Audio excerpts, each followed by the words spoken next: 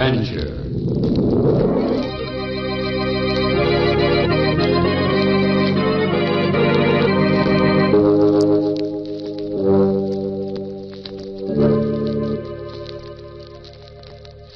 Over the minds of mortal men come many shadows. Shadows of greed and hate, jealousy and fear. Darkness is the absence of light. So in the sudden shadows which fog the minds of men and women are to be found the strange impulses which urge them on to their venture in the dark.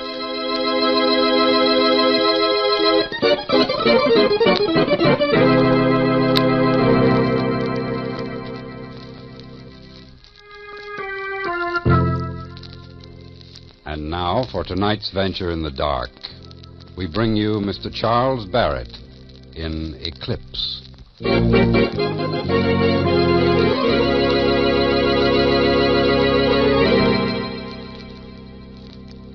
Tell me, Mr. Police Commissioner, how long ago did life begin for you? 40, 45 years ago? Well, life for me began about 24 hours ago. Yeah, 24 hours ago, I woke up. I was lying in a ditch beside a railroad track. When I first opened my eyes, I saw the sky.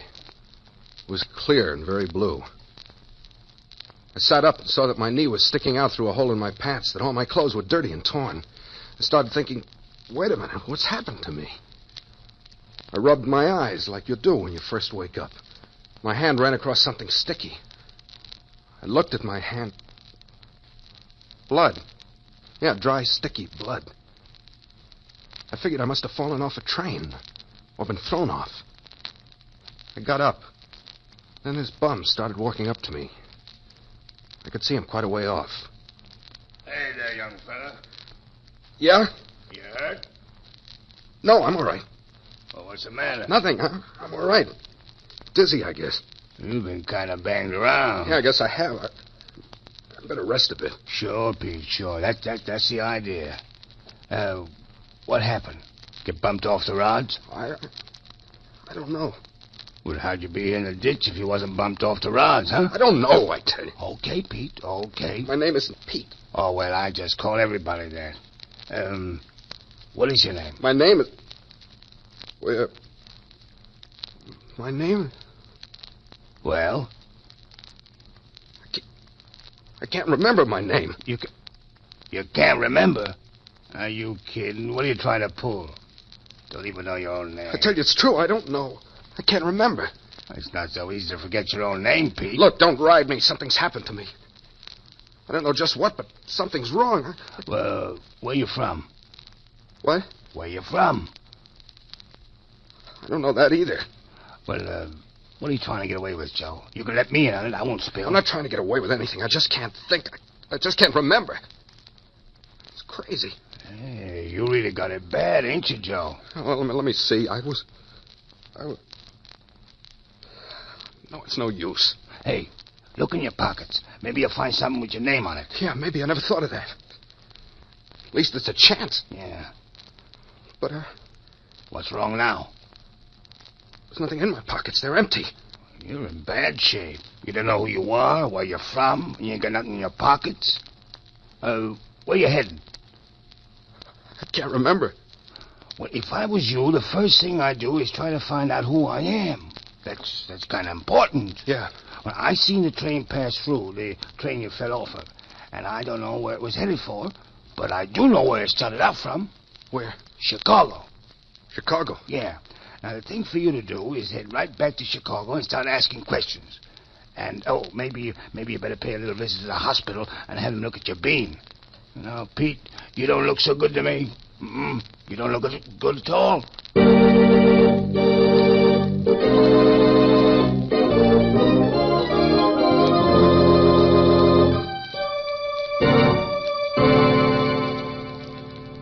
Yes, Mr. Commissioner, that's how it started, with loss of memory, amnesia. That was bad enough. But if I'd known how much bigger and more terrible my problems were going to be, I never would have come back to Chicago. Anyway, I hitchhiked in. When I saw how people were looking at my torn clothes, I thought I'd better pay a visit to a tailor. Good afternoon. Come in.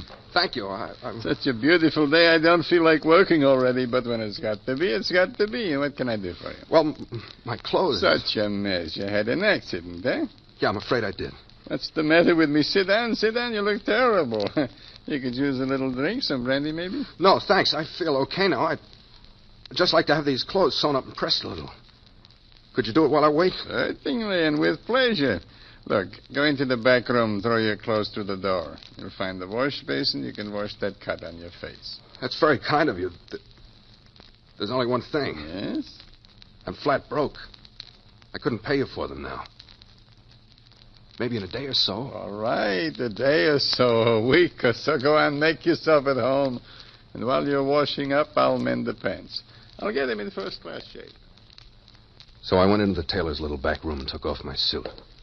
Then I went over to the washstand and started to wash.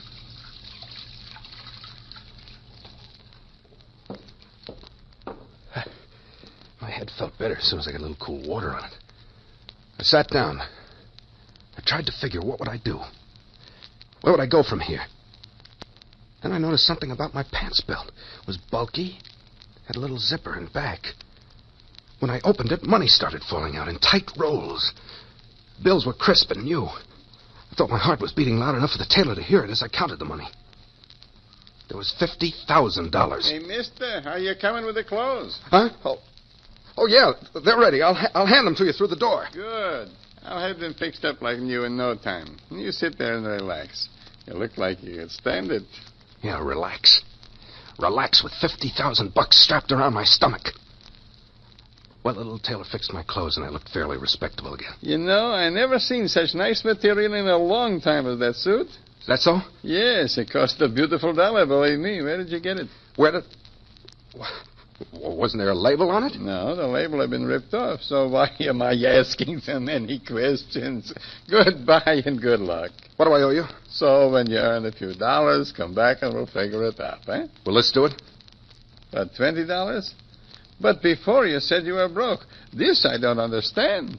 That makes two of us, my friend.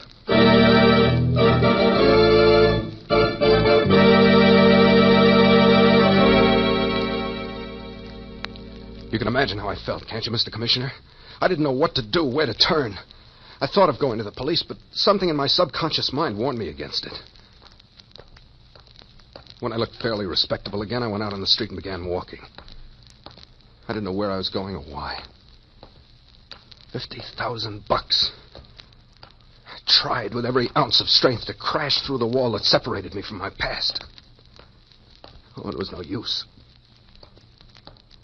I must have walked for miles.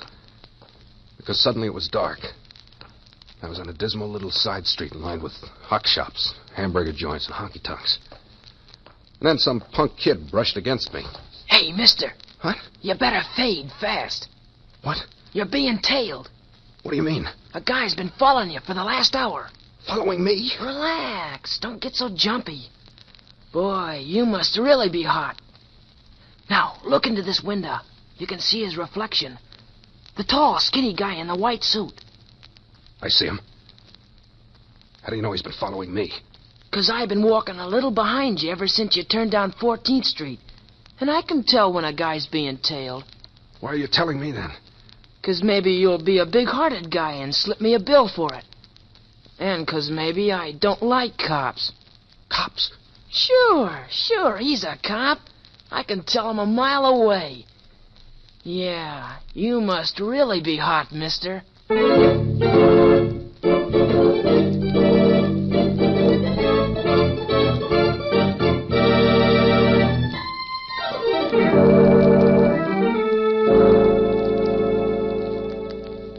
It's easy to say now that I know what I should have done, Mr. Commissioner. I should have gone up to this guy and had a showdown right then and there. But panic is a funny thing.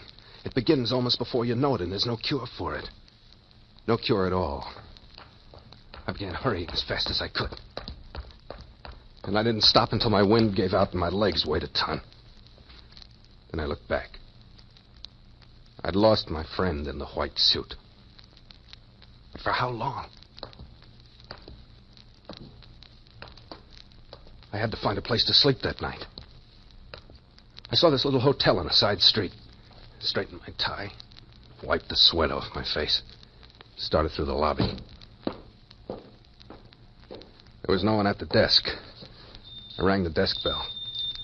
Little fellow with glasses came out. Yeah? I'd like a room.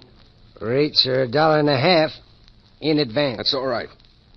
No luggage, huh? No, I'm just staying overnight. Yeah, that's all right. Very few of them bring any luggage. What's your name? Huh? Just what's your name for the hotel registers, huh? My name is Bronson. Howard Bronson. Howard Bronson. I thought for a minute you were going to say you were one of the Smith boys.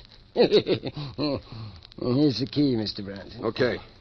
And now for the $1.50. Yeah, here. $20? Is that the smallest you have? That's all I have. All right, I suppose I can change it. You sure it's good? Didn't make it yourself now, did you? It's good. Oh, no offense. Just my own little joke. Okay. I'll take another nickel out for this newspaper. Sure thing, sure thing. And here's your change. Now, why don't you go up to bed? You look very tired. I tried to sleep, but it was no use. Why had that man in the white suit followed me? What had I done? Not knowing almost drove me out of my mind. Out of my mind. I was already out of my mind. And finally I must have dozed off, because I was suddenly in the middle of a terrible nightmare.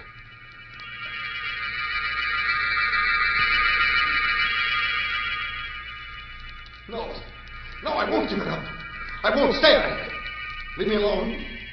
Leave me alone. Leave me alone. Bailey! Bailey!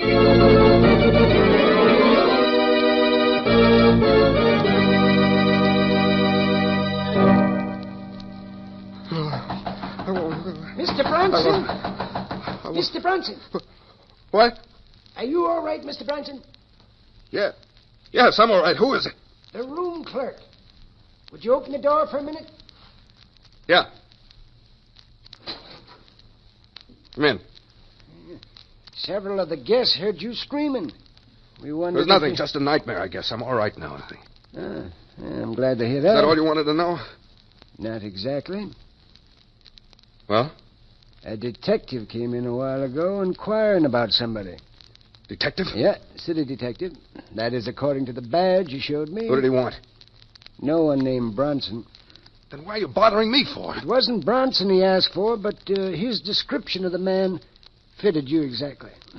How long ago was he here? Oh, about 20 minutes ago. Your name is Bronson, isn't it? Yeah, sure. You know it's technically against the law to register under a name. My name's Bronson. Okay. Just wanted to make sure, that's all. He must have wanted somebody else. Says he's been checking up on all the hotels in this neighborhood. Says he might drop back later. What did he look like? Oh, tall fella, kind of slim, wearing a white summer suit.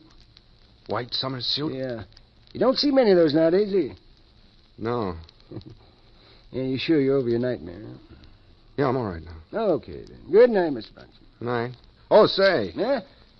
If that fellow does come back. Detective? Yeah, the detective. If he does come back, let me know. I just want both him and you to make sure I'm not the one he's looking for. Okay, Mr. Bronson. Good night. After that, I didn't want to sleep. I got very jittery. I paced the room. Smoked one cigarette after another. Why had I said that to the clerk? I couldn't be so lily white with that 50 grand strapped to me. Still, maybe it would be better to have it out with the guy once and for all. Finally, I forced myself to sit down. I picked up the paper and started to read. The front page was filled with news of a war I couldn't even recall, and names that meant nothing to the shadow that had engulfed my mind.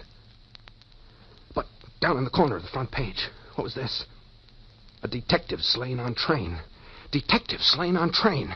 George Bailey, Chicago detective Bailey, the man in my nightmare, was found dead this morning in a roomette on a westbound train. Police officials report that he was on the trail of one Joe Latterly, who is believed to have killed the detective during an attempted arrest. Police throughout the state are on the lookout for Latterly now.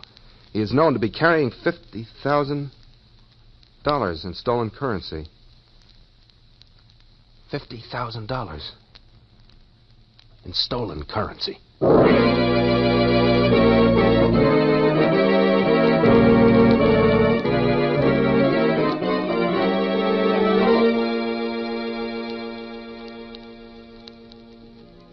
Now, what was I going to do? I was not only a thief, I was a killer. But funny thing, somehow I didn't feel like a killer. I didn't feel like a killer at all. Mr. Bronson? Say, that detective came back. He's here with me now. He'd like to talk to you. Detective? Oh, yeah, sure. Be glad to talk to him. Well, wait just a second, though. I'll throw some clothes on. No, thank you. I wasn't having any of this. The only thing I could think about was to get away. I rushed to the window, raised it. A fire escape led right down to a back alley. Open up, Mr. Benson. I slid over the sill and started down the fire escape. As I raced down the steps, I heard excited voices above me. And then they were shooting at me. This was a new sensation, Mr. Commissioner, and not exactly the most pleasant feeling in the world. Well, that convinced me. I was a killer. A killer at bay.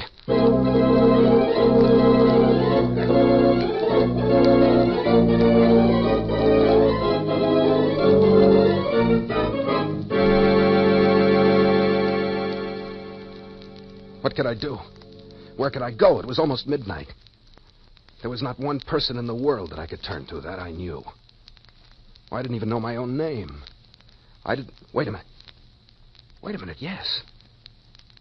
Yes, I did know my own name. Joe Latterly, the newspaper said. Joe Latterly. I saw an all-night drugstore down the block. I closed myself in the phone booth there. Started thumbing through the directory. Sure enough, there it was, Joe Latterly. I wrote down my address. Began dialing my telephone number.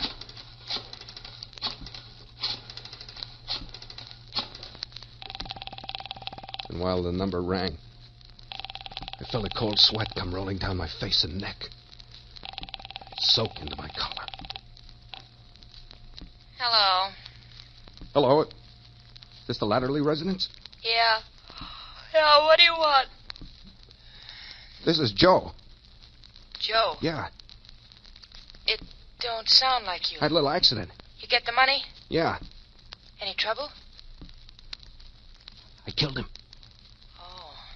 Look, I better see you right away. Yeah, but don't come here. The cops are thick as flies. You better meet me at the usual place. The usual place? Yeah, at Mom's. Okay, at Mom's. Oh, hey, look. This accident kind of mussed up my memory. What's Mom's address again? 229. 229... 9th Street, apartment 204. 204, okay, I'll see you there. Gee, you sure sound funny. Joe, what happened? I'll tell you about it when I see you.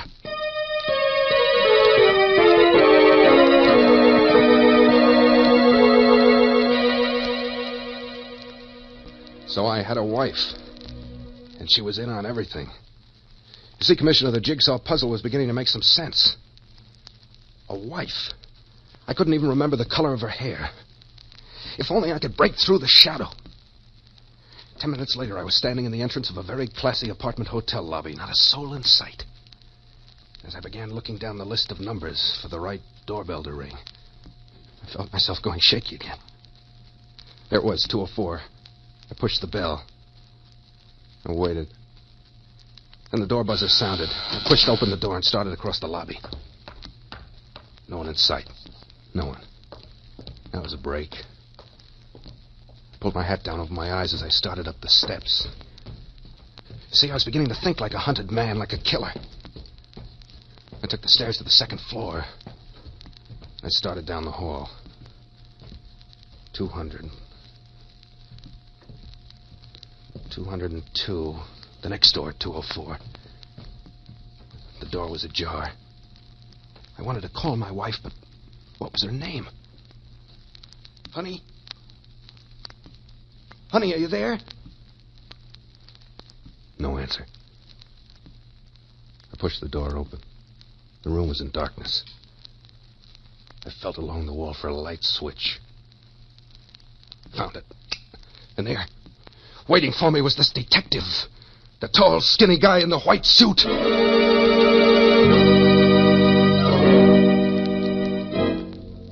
I let my nerves take over. I jumped from the room, slammed the door shut, and started running again.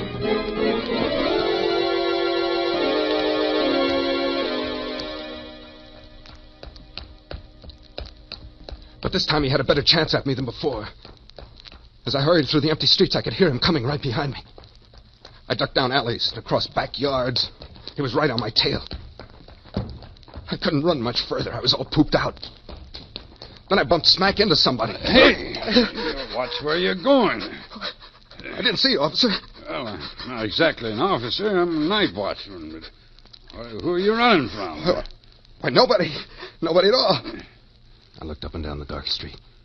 The detective was nowhere in sight. Well, I don't know. You weren't exactly strolling along. Come over here to the street light. Let me take a look at you. Well, you must know I got in a little jam with a lady. So that's it. The way you run, I bet you're a hard man to catch. Yeah. Well, get on with you and be more careful next time. You may not always get a head start. I guess that's right. Good night to you. Oh. Yeah? I live on the other side of town. What's the quickest way to get home? There's an elevated train station 2 blocks from here. That's your best bet. Okay. You better hurry, though. The last train pulls in at 1 o'clock, and it's pretty close to that right now. I'll hurry. Night. I began walking again. Once I got away from this neighborhood, I'd have a chance. Chance for what? I wasn't sure. But a man with $50,000 could do a lot of maneuvering. I saw the lights of the elevated station ahead. In the quiet night, I heard the rumble of the approaching train. The last train. I started jogging. I couldn't miss that train. Hey, wait up, you! Took a quick glance over my shoulder. It was him again. My friend in the white suit. I raced up the steps 3 at a time. When I got to the top, he was at the bottom. Stop, or I'll kill you!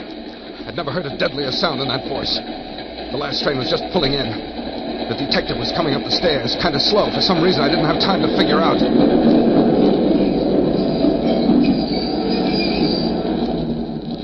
The train stopped. The doors swung open. I got in. The doors closed, and the train was on its way. I looked back. The detective was standing on the platform just looking at the train. I didn't get it. Why hadn't he come after me? I couldn't figure it. Then I decided I'd better get some information from the conductor. Say, can you help me? Yeah, sure. What do you want to know? Where's this train go? 63rd Street? 63rd Street, huh? Can I get the state highway from there? No, you're going the opposite way. I've kind of mixed up my directions, huh? Well, the only way to get where you're going is to take another car back to the loop. Thanks. That was what I wanted to know. I decided to get off in a block or two in case the cop was waiting for me at 63rd. He must have figured he could beat me there.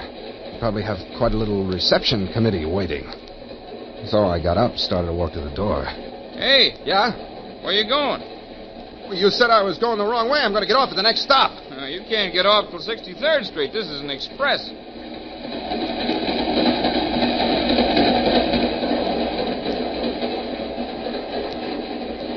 I was just about ready to crack.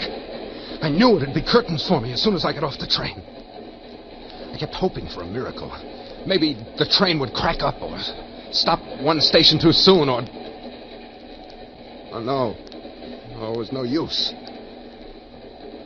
Finally, the conductor called the station. 63rd Street, 63rd. And the half-dozen sleepy passengers started getting up and heading for the doors. Then I got an idea. Maybe I could stay in the car. Maybe I could wait.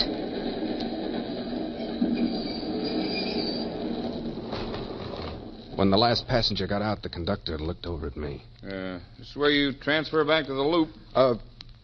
Where's the train go? Up a few blocks, and we turn around and head back. Well, couldn't I go back with you?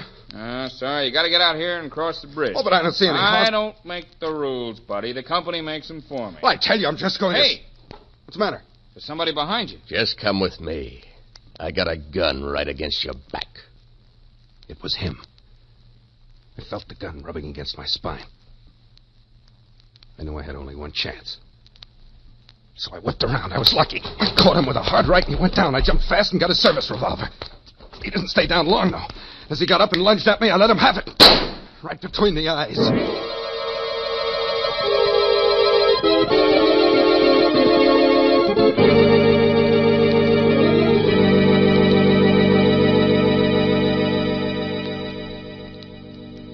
So there's my story, Mr. Police Commissioner.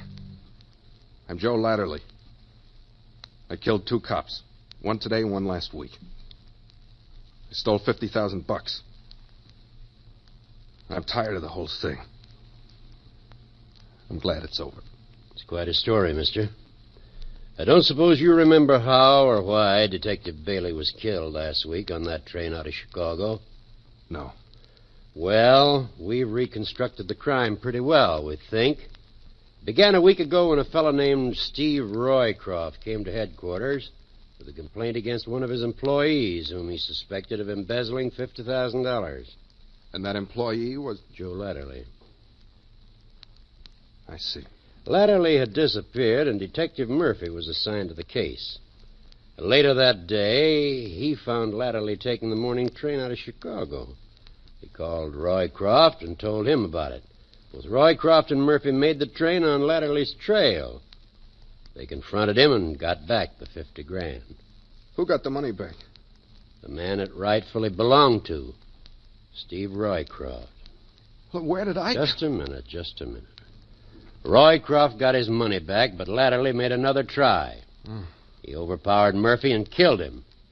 He would have killed Roycroft, too, but Roycroft jumped for his life from the speeding train. Wait a minute. You got it wrong. I jumped from the train, remember? Exactly. But you just said... You're not Joe Latterly, my friend. You are Steve Roycroft. When you got your money and jumped from the train, you lost your memory. Then, when you read that we were looking for the killer, Latterly, you naturally assumed that you were him. Of course, we thought Latterly still had the money. Good heavens. What's the matter now? Well, don't you realize what I've done? What? Well, thinking I was Joe Latterly, I killed the detective who was trying to bring me in. Detective? Yes, just now, on the elevated platform. Oh, but that wasn't a detective at all.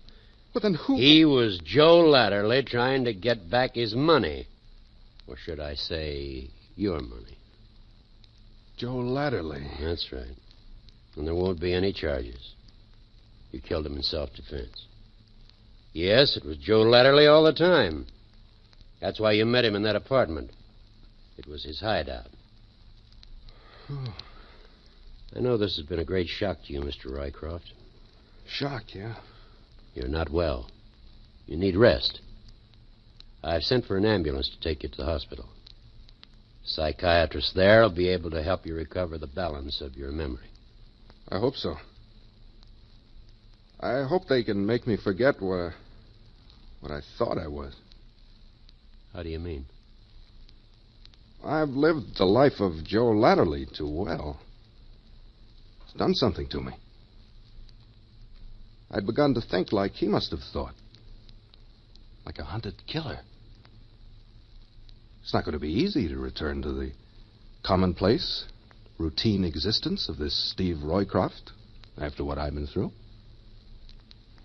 No, I hope I won't become too bored, Mr. Commissioner.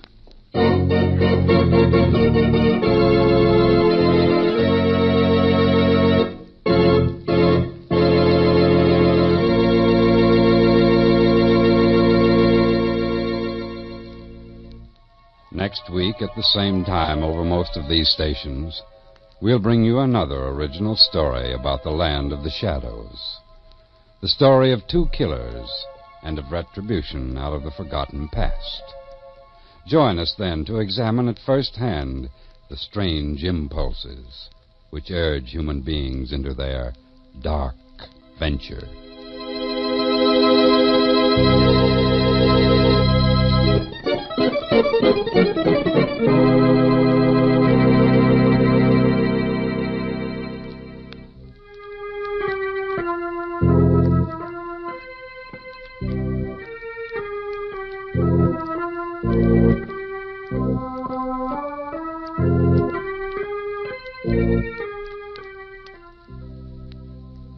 Eclipse was written by Larry Marcus and Robert Light and featured Charles Barrett as Steve Roycroft.